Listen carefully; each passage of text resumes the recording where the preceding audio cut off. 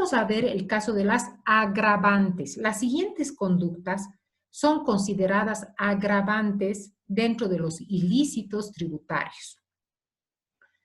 Ahí está el caso de la reincidencia.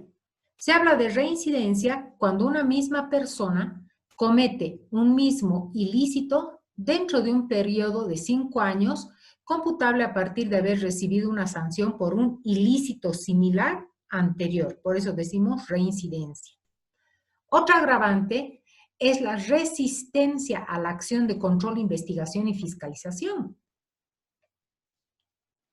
En el tema que hemos hablado de fiscalización, yo les comentaba que cuando se solicita al contribuyente que presente libros, que presente comprobantes, inclusive todo lo que se tiene en material magnético, tiene que hacerlo, verificando que son verdaderamente funcionarios y que están en una tarea de investigación, de control, de fiscalización. Caso contrario, miren, puede incurrirse entonces en una contravención y encima puede haber un agravante. Por eso es que hay que tener mucho cuidado. Por otro lado, constituye agravante la insolvencia tributaria fraudulenta. ¿Qué implica esto? La insolvencia implica que una persona no tiene capacidad económica para honrar sus deudas, es decir, no tiene liquidez. Por eso decimos insolvencia. Pero insolvencia tributaria fraudulenta implica que una persona se coloca a sí misma en una supuesta insolvencia, pero únicamente para tratar de evadir el pago de las obligaciones tributarias. Eso se tiene que demostrar, desde luego, a través del proceso respectivo. Por otro lado, realizar actos de violencia para cometer el delito, el empleo de armas o la participación de 3 o más personas también implican una agravante. Esto puede suceder, por ejemplo, en el caso de contrabando y en los delitos aduaneros también. El uso de bienes del Estado y, por otro lado, el tráfico internacional ilegal de bienes que hayan sido declarados patrimonio cultural, histórico, biológico, tecnológico, por ejemplo. En este momento recuerdo un caso que estaban traficando parabas. Las parabas son unas aves hermosas, grandes, de colores preciosos, brillantes. Estaban traficando hace años parabas que están en peligro además de extinción, por eso han sido declaradas como patrimonio natural de nuestro país. Otra agravante es emplear para la comisión de los ilícitos personas inimputables. Los inimputables son los menores de 16 años, en materia penal a partir de 16 años se los juzga en un proceso como adultos, y menos de 16 son inimputables, tienen otro tipo de proceso y otras sanciones. Y también las personas que son declaradas interdictas, personas que siendo mayores de 16 años, pero no tienen todas sus facultades. Otra agravante es la participación de profesionales relacionados a la actividad tributaria, por ejemplo, auxiliares aduaneros, despachantes de aduanas, lo mismo con la participación de funcionarios públicos. Y una mención especial a la agravante relativa a poner en peligro la salud pública en esta época tan dura, tan difícil que estamos viviendo de pandemia. Imagínense ustedes, por ejemplo, el contrabando de medicamentos. Eso constituye un agravante porque se pone en peligro la salud pública. Las agravantes determinan que se incremente la multa en un 30%.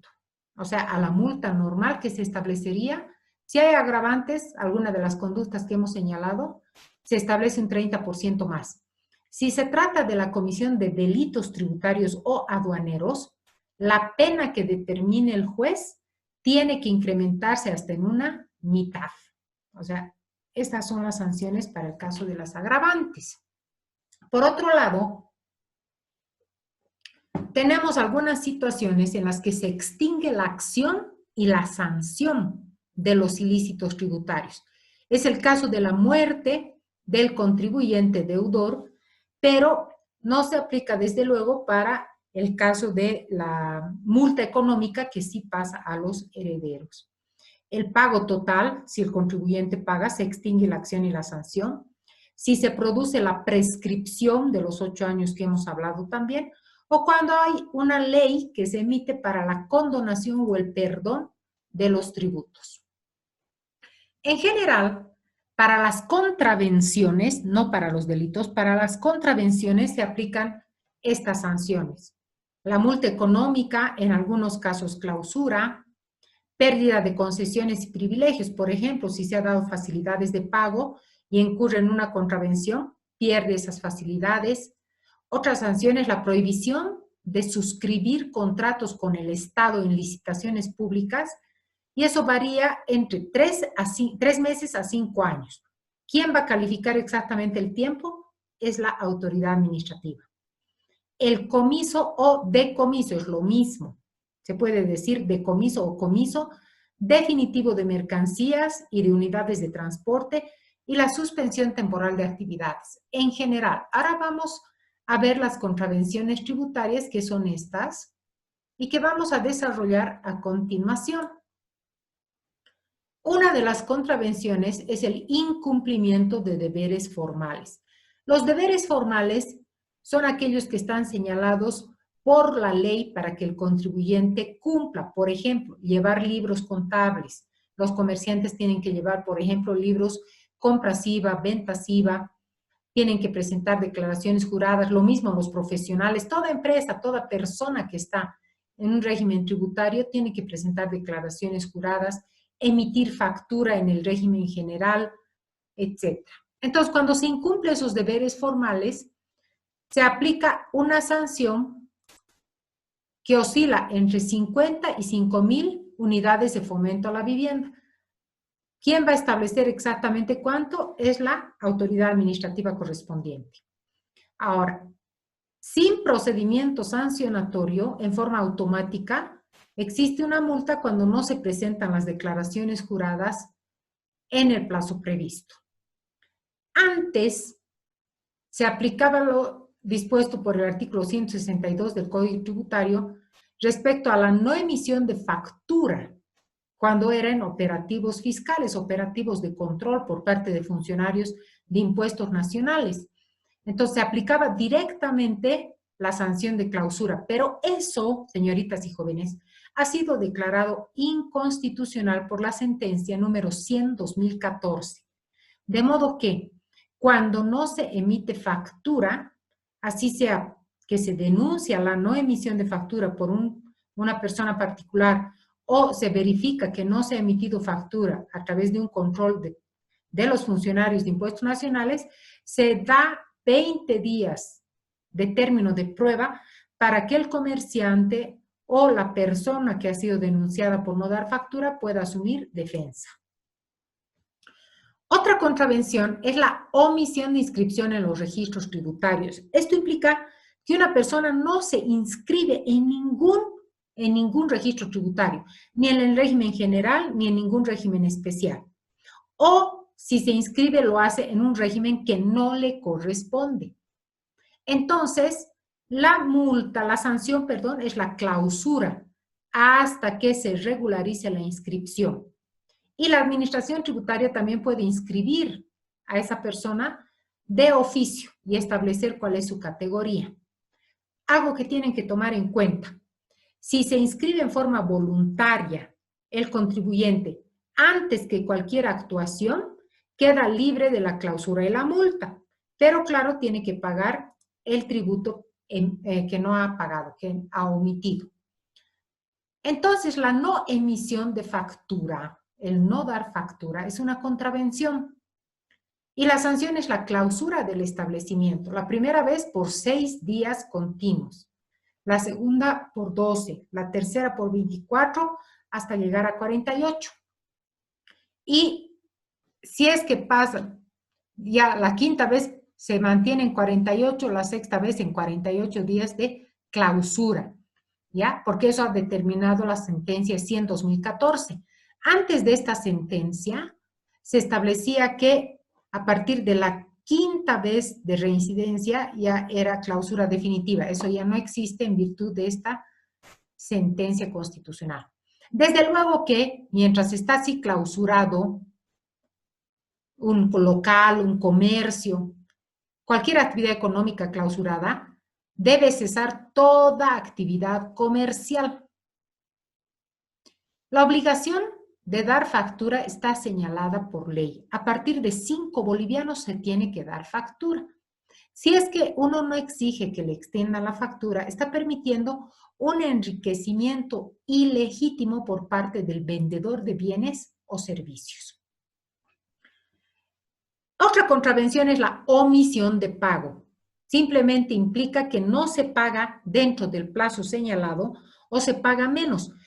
Y por tanto, la multa es el 100% de la deuda, es decir, se paga una multa del doble del tributo. Aquí debo hacer una puntualización. Cuando hablamos de omisión de pago, estamos hablando de que una persona no pudo pagar, pero no hizo nada de manera dolosa, es decir, que no tenía la voluntad de engañar al Estado. Puede ser que haya tenido un contratiempo, que no pudo pagar a tiempo, que se le venció el plazo o finalmente no sabía qué día tenía que pagar exactamente, pero no hay dolo. El dolo es la intención de causar un daño, en este caso al Estado. Existe una forma de control tributario, porque la administración tributaria puede verificar si se emite o no factura. Si es que se verifica que un contribuyente omite esa obligación, entonces se tenía antes la figura de proceder a la clausura inmediata. Sin embargo, en virtud de la sentencia que hemos mencionado, sentencia constitucional 100/2014, se da un plazo de 20 días para que el contribuyente presente sus descargos. Si es la primera vez que se verifica que no ha emitido factura, se puede cambiar la clausura por una multa equivalente a 10 veces el monto de lo no facturado, ¿de acuerdo? Ahora, en los casos de, por ejemplo, entidades o clínicas de salud, de educación, los hoteles, los hostales, etcétera, tienen la potestad, tienen la facilidad de convertir la clausura, de pedir que se convierta la clausura en multa, no solo la primera vez. Y vamos a quedar entonces en los delitos tributarios y aduaneros y hasta ahí sería esta primera entrega del tema 6. Entonces, estamos dividiendo el tema 6 en dos partes. Esta primera que hemos visto, que son las contravenciones tributarias, y luego veremos los tributarios. Que tengan ustedes realmente un buen día. Les pido que sigan poniendo el empeño, que sigan estudiando, no solo esta, sino todas sus asignaturas. Tengamos fe y esperanza que este tiempo difícil ya va a pasar. Un abrazo a todos y que estén muy bien.